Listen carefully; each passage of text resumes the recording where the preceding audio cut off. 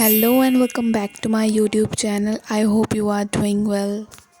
It's hard to believe only 5 months left in our board exam. We still trying to focusing on our study और हमने इतने सारे backlog कर रखे हैं और हम न्यू हमारी स्ट्रेटजी होती है हमारे बोर्ड को करने की. And I am also one of the student who is trying to gain 95% 90% in final exam, and I was just trying to focusing on my study. तो मैंने आपको पहले वीडियो में बताया था कि मेरे हाफ ईयरली एग्ज़ाम चल रहे हैं. आप उन्हें हाफ ईयरली या यूटी कुछ भी कह सकते हैं. तो ऐसा मैं इसलिए कह रही हूँ ये हमारे 80 मार्क्स के हैं. तो वैसे तो हमें स्कूल में वो बताएं कि यूटी है, पर आई थिंक ये हाफ ईयरली है हमारे. तो currently I am doing political science. मेरा नेक्स्ट एग्ज़ाम पॉलिटिकल साइंस का है. तो पेपर से पहले मुझे एक दिन की छुट्टी मिली है अपने प्रिपरेशन के लिए, तो मैं उसको वेस्ट नहीं करने वाली.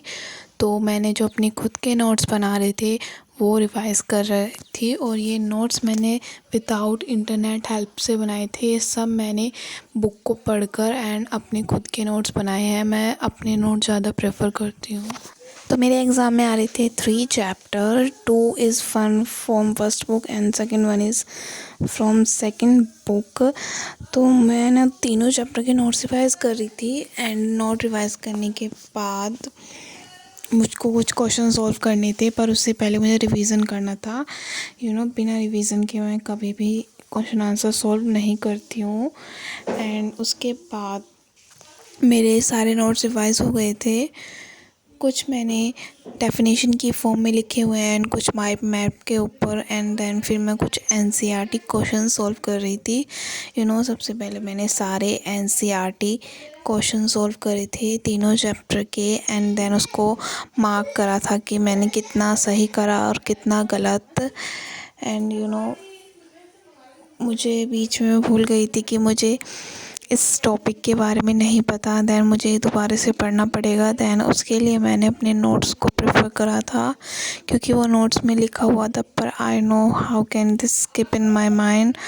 तो I am just revising this notes one more time when I solve all 3 chapter NCERT questions. And उससे पहले मैं आपको बता दूं, मेरा जियो का पेपर मतलब ज्योग्राफी का पेपर था एक दिन पहले.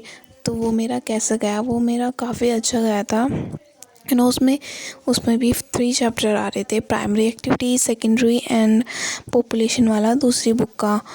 तो उन तीनों में मुझे काफ़ी ज़्यादा अच्छे से नॉलेज थी. वो हमने क्लास 9 में भी पढ़ रखा है, और वही सेम टॉपिक हमारा क्लास 10th में भी था, इसलिए वो मुझे काफ़ी अच्छे से रिवीजन करना नहीं पड़ा था, क्योंकि उसके कॉन्सेप्ट मुझे पहले से ही क्लियर थे. तो वो चैप्टर मेरे लिए काफ़ी इजी रहा है, इसलिए मेरा ज्योग्राफी का एग्ज़ाम काफ़ी ज़्यादा अच्छा गया था.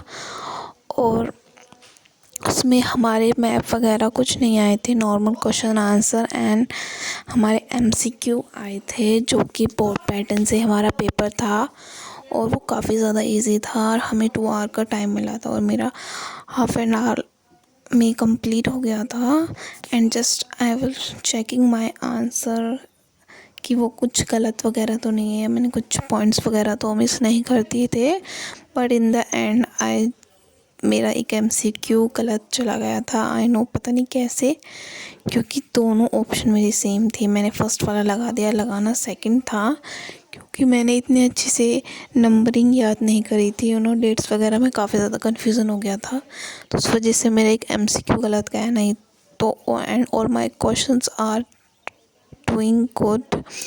मेरे ज़्यादातर क्वेश्चंस अच्छे गए थे. And this is all about my geography paper, so I just focusing on my next papers, political science. तो इसमें मैं सेम मिस्टेक नहीं करने वाली हूँ. इसमें मैं अपनी सारी डेट्स वगैरह याद करने वाली हूँ, ताकि मुझे दोबारा से रिवाइज़ ना करना पड़े.